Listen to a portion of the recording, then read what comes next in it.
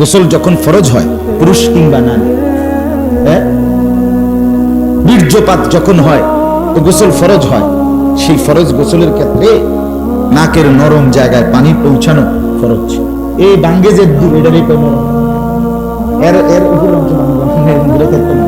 মানে যে দূর ঘুরাইতে পারেন নাকের এটারই কয় নরম, এর দূর জায়গায় পৌঁছানো, পানি ভিতরে ঢুকানো, পৌঁছানো ফরজ, ফরজ গোসলের সময়। এখন এটা আমরা যে ওজুর সময় খোঁচামারি করি এমনি এমনি বেড়িতে নাক ফুলের মতো, এটা দিয়ে হয় না।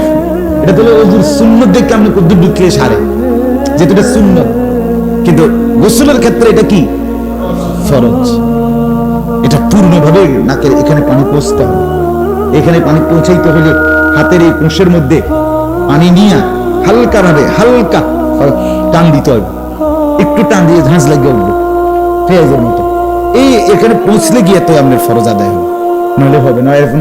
এখন এখানে পানি পৌঁছে নাই ফরজ গোসলের সময়, আমনেরে যদি বঙ্গোপসাগরে নিয়ে সুবানি দেয় অথবা পুকুরের মধ্যে আমনেরে বান দিয়ে তুইছে আধা ঘন্টা এটা দিতে পানি, এবার আপনি পবিত্র হন নাই, গাও সাফ হইছে কিন্তু কি হন নাই। আমাদের খুলনার হযরত আমার শায়েখ মুরব্বী আল্লামা মুফতি নুরুল আমিন সাহেব হযরত দামাত বারাকাতুহু খুব সুন্দর বলে যে গোসল দুই ধরনের, একটারে কয় গোসল আরেকটারে কয় গা ধোয়া। আরেকটারে কি কয়? গা ধোয়া কয়। গা ধোয়া সুন্নত মোতাবেক যেটা হয় না, দ্বীন শরীয়ত মোতাবেক যে গোসল হয় না, এটা কি ধোয়া? গা ধোয়া। হযরত বলে এটা গা ধোয়া, এটা গা ধুইছে। হিন্দুরাও গাও ধোয়, গরু ছাগলেরও গাও ধোয়ায়, মুসলমান গোসল করে। মুসলমান কি করে? গোসল করে। গোসল এটা শরীয়তের একটা কি আমল। এটা রাসূলুল্লাহ সাল্লাল্লাহু আলাইহি ওয়াসাল্লামের হাদিস আছে, যেমন শুক্রবারের ব্যাপার, গসলু ইয়াউমিল জুমআ ওয়াজিবুন আলা কুল্লি মুহতালিম, প্রতিটা প্রাপ্তবয়স্কের উপরে শুক্রবার জুমার দিন গোসল করা বাধ্যতামূলক, গুরুত্বপূর্ণ আমল, সুন্নাত। নবীজি বলছেন মান ইগতাসালা গসলাল জানাবা সুম্মা রাহা ইলাল মসজিদ ফি সাআতিল উলা ফাকান্নামা কাররাবা বুদনাতান। নবী সাল্লাল্লাহু আলাইহি ওয়াসাল্লাম বলেন, যে ব্যক্তি জুমার দিন ফরজ গোসল করলো অতঃপর প্রথম ওয়াক্তে মসজিদে ঢুকলো, আল্লাহ তাআলা তাকে একটি উট কুরবানি করার সওয়াব দান করবেন। পরিষ্কার হাদিস, আবু দাউদ তিরমিজির হাদিস। তাইলে কি বোঝা গেল? ফরজ গোসল করলো, শরীয়তে গোসল একটা আমল। সমস্ত হাদিসের কিতাব, পৃথিবীতে যত কিতাব আছে হাদিসের কিতাব, সব কিতাবে বাবুল গোসল, কিতাবুল গোসল আলাদা শিরোনামে হাদিস আছে, হাদিস আছে। কোরআন শরীফের মধ্যে আল্লাহ তাআলা পবিত্রতার গুরুত্ব দিয়ে, যথেষ্ট পরিমাণ গুরুত্ব দিয়ে আয়াত নাজিল করছে। ইয়া আইয়ুহাল্লাযীনা আমানু ইযা কুমতুম ইলাস সালাতি ফাগসিলু ওয়ুজুহাকুম ওয়া আইদিয়াকুম ইলাল মারাফিক ওয়ামসাহু বিরুউসিকুম ওয়া আরজুলাকুম ইলাল কাবাইন।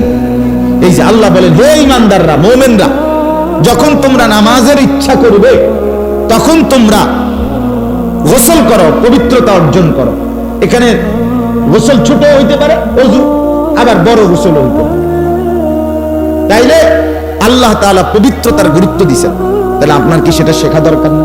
যদি চাচা আপনার ভুল থাকে, আপনার একটু খামখেয়ালিতে হয়তো আপনার জানা নাই, বলে নাই মুক্তবে তো শিখছে, হইতেই পারে মুক্তবের শিক্ষা ভুল হইতে পারে না, কথা বলেন না, ভুল হইতে পারে। মানুষ তো ভোটার আইডি কার্ডে লিখে দিছিল ঠিক, পরে কাগজপত্র ইয়াইছে দেহের মধ্যে রসা হয়ে গেছে বরস করে। আমার বাবুর্চি আমার মাদ্রাসায় এই নির্বাচনের বন্ধ উপলক্ষে আজকে 3 দিন যাবত হাতের লেখার কোর্স হইতেছে। ঢাকার থেকে 2 জন প্রশিক্ষক আনাইছি, আইনা শনিবার রবিবার সোমবার এই 3 দিন কিতাবখানার ছাত্র প্রায় 71 জন ছাত্র আর কয়েকজন শিক্ষক মিলে ওনাগরে কোর্স করাইতে, মানে হাতের লেখা সুন্দর করার শিখাইতেছে। একবারে ফজরের পরে শুরু হয় রাত 11টা পর্যন্ত। তো বাবুর্চি যে হেরো কছি, তুই আমরাও কি শিখেন, আপনার শহীদা শিখেন, ভালো একটা কাম আজার আছে, অসুবিধা কি, শিখেন বসে বসে। এসার পরে যখন রান্না হয়ে যায় তো সে রাত্রের বাকি অংশটা সে লেখে, কালকেও লিখছে, তার আগের দিনও লিখছে। তো কালকে আমারে দেখাইছে আমি কিটা লিখছেন চাই খাতা বাবুর্চির লেখাটা। তো তে লিখছে যে আতাবুল, এটার নাম হলো আতাউল। হে লিখছে খাতাটার মধ্যে কি আতাবুল, বর্ষকের বুল আতাবুল। আরে কিও আমি কইলাম আপনার নাম তো আতাউল হবে, রসাউ হবে, বর্ষকের বুল লিখছেন কেন? হুজুর আমার তো ভোটার আইডি কার্ডে এই বর্ষকের বুল লিখে দিচ্ছে। বুঝিনি ইমরান ভাই, অন কি করেন বেটা? এখন উনি তো নিরুপায়। এখন এই বয়সে আইয়া আবার এই বয়স্ক মানুষ ভোটার আইডি কার্ড ঠিক করবো, কে করবে এই ঝামেলা? বেটায় কোনো ফাটতি হইতো না, কিচ্ছু না। হ্যাঁ, এরপরে আমি বললাম যাক তো ঠিক আছে, আতা বলে শিখেন, সঠিকটাও শিখেন, আর এটাও কি করেন আমি। তাইলে এই জন্য বললাম আপনার আমার প্রত্যেকের ছোটবেলার মক্তবের শিখছিলেন, হুজুর ঠিকই শিখাইছিল। হতে পারে আজকে দীর্ঘদিনের কারণে একটা জিনিস ছুটে গেছে, একটা জিনিস মনে নাই, একটা জিনিস ভুল হইতেছে, আপনার খেয়ালও নাই। এটা যদি একজন আলেম থেকে দেখে নেন, শিখে নেন, নতুন করে একটু ঝালাই করে নেন, এটা আপনার লস হবে কি? আমরা প্রত্যেকে খেয়াল করা, প্রত্যেকে খেয়াল। এই যে অনেক মুরব্বী মানুষ, আপনারা একজন হুজুরের দায়িত্ব দেন কাউরে, যে একটা মসজিদে যদি বড় জুমার নামাজ পড়ে শুধু সেজদা দিলে পাওনা কেরম থাকে এটা ভিডিও করব, একজন আলগা লোকের দায়িত্ব দিয়েছে। এরপরে ভিডিওটা করতে চাইয়েন ফ্যান্ডি কি করে, দুই পাও যদি উঠে যায়, হ্যাঁ নামাজ কি বাতিল, একদম সরু সেজদা দিলেও হইতো না। আমি তো কত দেখছি ঠিক মতো নিয়ত বাঁধা, এইভাবে নিয়ত তাকবীর বাঁধা, এই হাতের তালু দুইটা কেবলার দিকে ফিরাইতে হয়। আপনি যে এইভাবে দিলেন আল্লাহু আকবার, তো আপনার এই হাতের তালুর কেবলা কোনটা? এই গাল। বাম হাতের তালুর কেবলা কোনটা? বাম গাল। এই নামাইতু আন ডাইন কাল বাম গাল। তো কাবা শরীফ, কাবা শরীফ এটা এই দুনো গাল। আপনি না কইলেন মুতাওয়াজ্জিহান ইলা জিহাতিল কাবা, কাবা কো আপনি তো গালের দিকে না ফিরে নেন, তাকবীর হলো না তো, সুন্নাত মোতাবেক তাকবীর হলো না তো। তাহলে নিয়ত বাঁধার ক্ষেত্রে কত ভুল আমাদের, এগুলো সহি শুদ্ধ করা দরকার, এগুলো শেখা দরকার। আমি কিছুদিন আগে আমার মাদ্রাসায় আমার খুলনার হজরতের একজন ঘনিষ্ঠ লোক দিয়ে এক সপ্তাহ ওনারে মাদ্রাসায় রাখছি, খাওয়াইয়া পড়াইয়া আমার ছাত্র ওস্তাদদেরকে আমি নিজের সহ এই নামাজের কি করছি, মস্ক করছি, নামাজের মস্ক করেছি। আমরা এখনো চেষ্টা করি শিখি, আমি এখনো রুকু ঠিক করতেছি, এখনো সেজদা ঠিক করি, শতভাগ সুন্নাত মোতাবেক রুকু, পিঠটা যেই সোজা হওয়া দরকার এইটা এখনো পরিপূর্ণ আপনার 100 আমার হয় না, আমার নিজেরটাও হয় না, আমি চেষ্টা করতেছি। কুল আউযু বিরাব্বিল ফালাক, এই সূরা আদৌ 100 শুদ্ধ যেভাবে তাজবিদ এবং মাখরাজের নিয়ম হিসাবে আমার এই শাররি এটা পুরো 100 হয় না। আমি এইবারও ঠিক করতেছি, এখনো এই দিনও মস্ক করছি, আবার আবার আবার আমার রাত পুর হয়ে যাবে, রাত পুর হবে না। তাইলে আমি চেষ্টা করি এখনো। আমার শায়েখ আল্লামা মুফতি মুশতাকুর নবী কাসিমি হযরত বলেন যে আমাদেরও এখনো চেষ্টা করার সময় ধরে হয়ে গেছে, চেষ্টা করা দরকার। যত বেশি ফিকির করবেন তত সুন্দর হবে, তত সুন্দর হবে, তত সুন্দর হবে, রুকু সুন্দর হবে, সেজদা সুন্দর। যার নামাজ যত সুন্দর তার আখিরাত তত সুন্দর। জান্নাতুল ফেরদাউসে প্রথম 1 নম্বরে কে যাবে? 1 নম্বরে যাবে যার নামাজ সবচেয়ে সুন্দর, খুশুওয়ালা, সৌন্দর্যপূর্ণ নামাজ, দিল, দিমাগ, শরীর, অঙ্গ প্রত্যঙ্গ সবটা আল্লাহর দিকে ফিরানো এবং আল্লাহ রাসূলের নির্দেশনা মতো যার নামাজ, সে 1 নম্বরে জান্নাতুল ফেরদাউসে চলে যাবে। আল্লাযীনা হুম ফি সালাতিহিম খাশিউন, জান্নাতুল ফেরদাউসের প্রথম সিফাত, প্রথম গুণ এটা বাপ, নামাজ সুন্দর করে, ওযু সুন্দর করে, ওযু সুন্দর করে।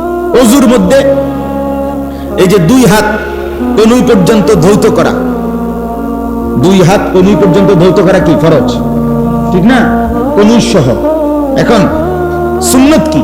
সুন্নত হলো পানি এখানে নিয়া, এই হাতের কোষে পানি নিয়া, হ্যাঁ এখান থেকে পানি এদিকে আসবে, এমনি নিয়ে এমনি ছাড়তে হবে, পানি এদিক দিয়ে পড়বে, এটা হলো নিয়ম, এটাই সুন্নত। এখন শতকরা 99 না 99.5 জন মুসলমানের আপনি ওযু দেখেন তা এমনি এমনি ওযু, মানে পানিটা এদিকের থেকে এদিকে, পানিটা কোন দিকে পড়ে, এদিক দিয়ে পড়ে না এদিক দিয়ে না। সুন্নত হলো পানি আপনি হাতের তালুক নিয়ে এমনি ছাড়বেন, ছাড়লে পানি এদিক দিয়ে পড়বে। বুঝছেন না আপনি কথা? এটা শেখা দরকার বেশি কথা বলে তো। আমি তো এটা খুলনা গিয়ে শিখছি, আমি তো খুলনার হযরতের কাছে এটা শিখছি, এই ওযুর সুন্নত তরিকা। হ্যাঁ, আবার পরে অঙ্গ ধোয়া।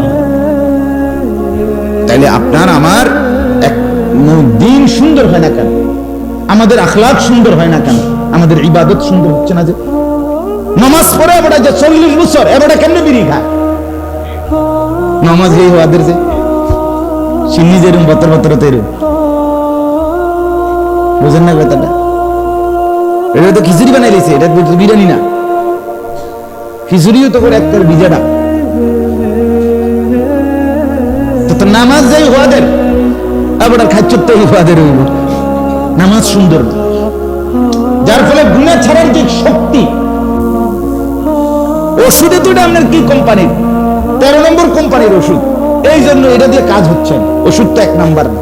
আমার নামাজ যদি সুন্দর হইতো, খোদার কসম সমস্ত গুনাহ এবং অশ্লীলতা নাফরমানির প্রতি ধীরে ধীরে ঘৃণা তৈরি হয়ে একদিন গুনাহ থেকে বেঁচে থাকা সহজ হয়ে যেত। যার নামাজ যত্নবান সুন্দর, দেখবেন তার গুনাহ কমে যাচ্ছে। এটাই সত্য কথা। নামাজ যত্নবান হও। তাহলে আমি সব এক লগে শিখাই লাইছি এটা না, আমি একটা ছোট্ট ছোট্ট কইলাম আর কি, জাস্ট আগ্রহের জন্য। কিন্তু মূল হইল একসাথ করা এটাকে। ওযু, গোসল, নামাজ, সূরা কেনা। পুরা কোরআন শরীফ না হোক, 10টা সূরাই ঠিক করেন, সূরা ফাতিহাটা ঠিক করেন, তার সাথে রুকুর তাসবিহ, সিজদার তাসবিহ, সামি আল্লাহু লিমান হামিদা, রব্বানা লাকাল হামদ, তাকবীর গুলো নামাজের, আত্তাহিয়াতু, দুরূদ শরীফ, দোয়ায়ে মাসুরা, দোয়ায়ে কুনুত, এই কয়েক কদ্দুর, এই সব মিলাইয়ে ছোটখাটো কদ্দুর, এই কদ্দুর ঠিক করে। 60 বছরে মিল্লা যদি আপনার আত্তাহিয়াতুটাই শুদ্ধ না হলো, আপনি কি সিরাটা সাবাইলেন? জায়গা কতটি ভাত খাইলেন আপনার জীবনে?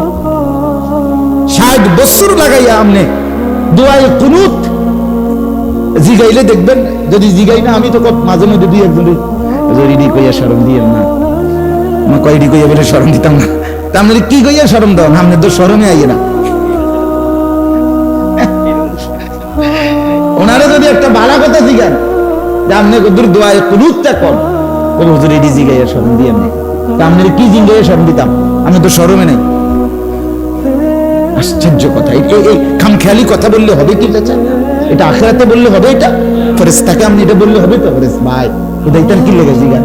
জিগাইবেন বিড়ি, বন, চা, হ্যাঁ, ধানের শীষ, নৌকা, ইগল, কেটলি, ফুলকপি, পাতাকপি, ডিনা জিগাইবেন। হ্যাঁ, পাঙ্গাস, তেলাপিয়া, ডিনা জিগাইবেন। কোনটার কত কেজি? না। তাইলে আখিরাতে এগুলো বললে হবে না। আমাদের প্রত্যেককেই স্বীকার করি আর না করি, মানি কিংবা না মানি, বুঝি কিংবা চোখ বন্ধ করে থাকি, আড়াল করি আর পাশ কাইটা চলি, এড়াইয়া চলি আর মাথা নোয়াইয়া চলি, চোখ বন্ধ করে চলি আর স্বীকার করি বাপ আমাদেরকে হাসরের ময়দানে আল্লাহ তাআলার সামনে দাঁড়াইতেই হবে।